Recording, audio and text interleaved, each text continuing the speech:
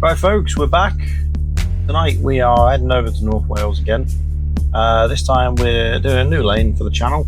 It's called Nasty Hill. Now it's well known around these parts. It is nasty by name and nasty by nature, this thing. We're going to attempt it downhill first just to see the condition of the track, and then, well, we'll see if the Land Cruiser can make it back up.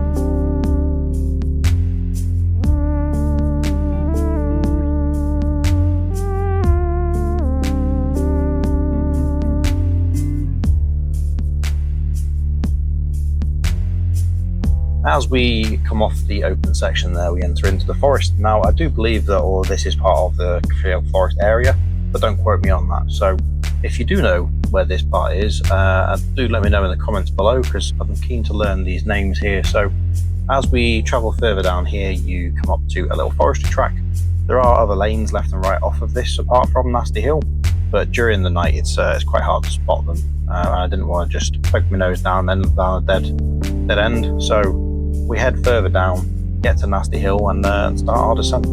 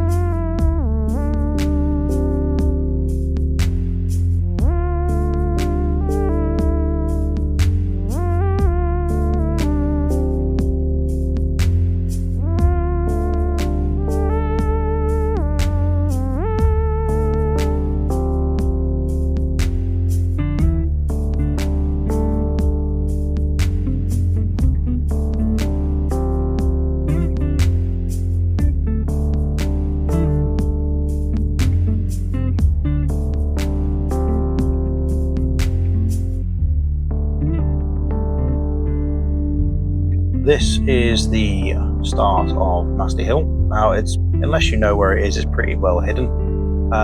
You can follow down the forestry track. Once you get to the bottom of it, it sort of opens up into what looks like a little car parking area, and you can turn around and completely come back on yourself, a little hairpin, and then just attack this straight away uphill. But I wanted to see what the condition was like downhill. Now, we can see here straight away it is overgrown. Now, the summer has definitely made this thicker, but this is the thickest that I've ever seen it, so it's not been driven regularly, this lane, but for good reason, and you'll see why.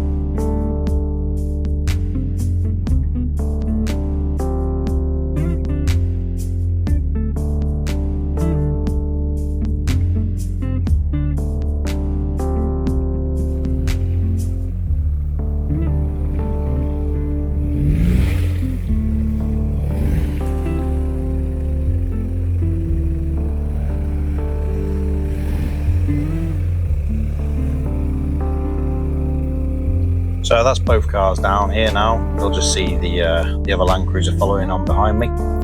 Both down, no problems. It does throw you around quite a lot. I do recommend that you've done this track before. If you don't know what you're doing on it, I don't recommend night time for your first time, but if you've got someone that knows what they're doing with you, you'll be absolutely fine. We're going to attempt this the first time with just the centre diff lock engaged because I was curious as to see how the Land Cruiser would perform, because the last time I was here I was in a Discovery too. So we got the no rear locker on at the minute. We're going to give it a little go.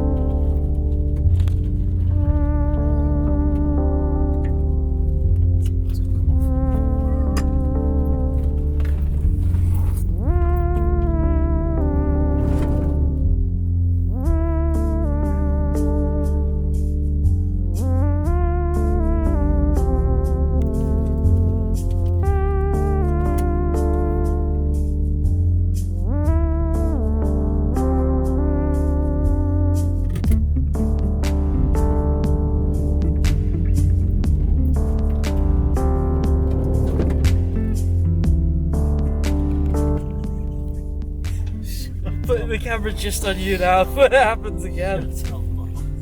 It's going to happen again. What do you mean if? It's wet. Ah! Can't reverse round this corner.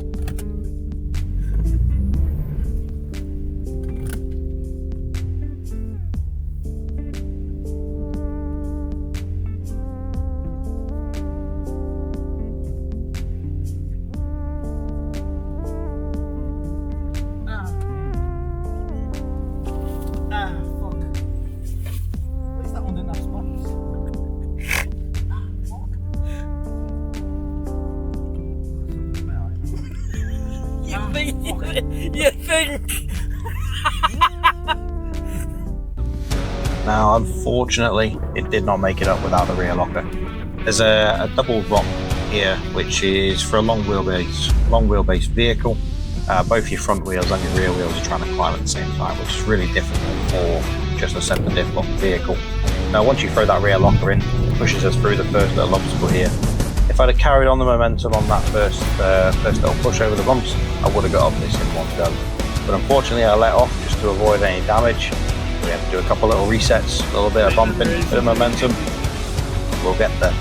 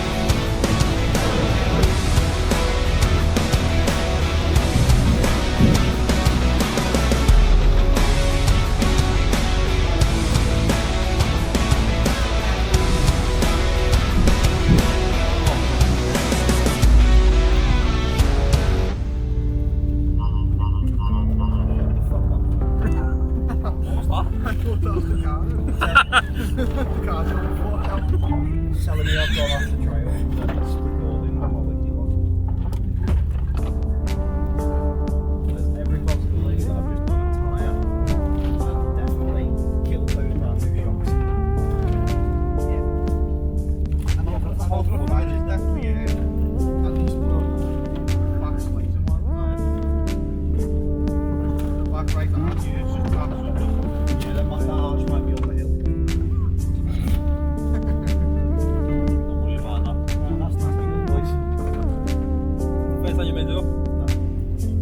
And there we are, folks, back at the top of Nasty Hill there. Unfortunately, only the one Land Cruiser made it up. The rear locker on the other one isn't working, and it's so slippery after the rain as of late.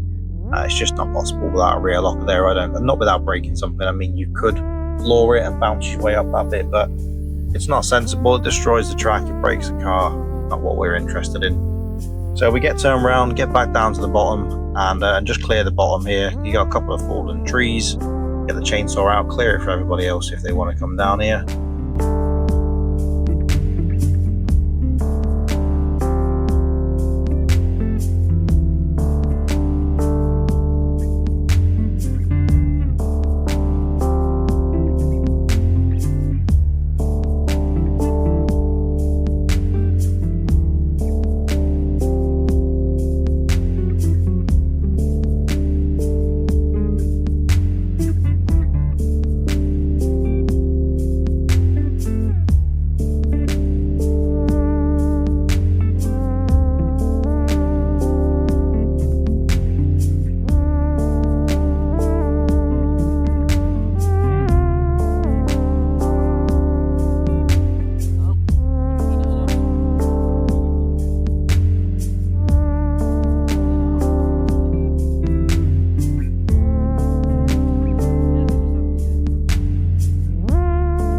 We're having just a little bit of trouble here, so the rear locker would not disengage. It has had a new actuator on recently, but unfortunately it must be a tooth or two out on the actual locking mechanism that moves into the diff, because it just would not disengage. The lights went off the dash to say it had, but unfortunately it didn't, so we had to jack the rear up, and you leave it in park, jack it up, then chock the front wheels, take it out of park, and then you just rock the wheels front and back whilst flicking the switch forward and back, and eventually it will free itself off. So we're going to have to get that actuator back off and just adjust it ever so slightly, but it's nice and easy. There'll be a video to follow. And that's us for the evening. Thank you for watching. I appreciate the support. Don't forget to subscribe, and we'll see you on the next one.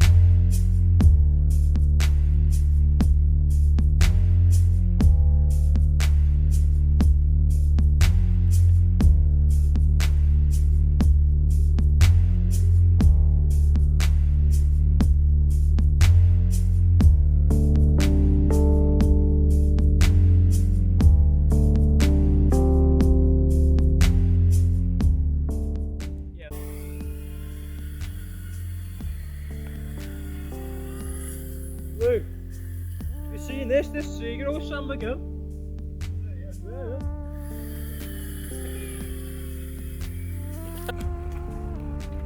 Oh!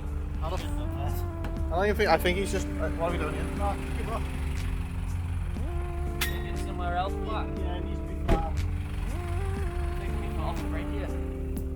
It's not recording. Absolutely. I was going to record him.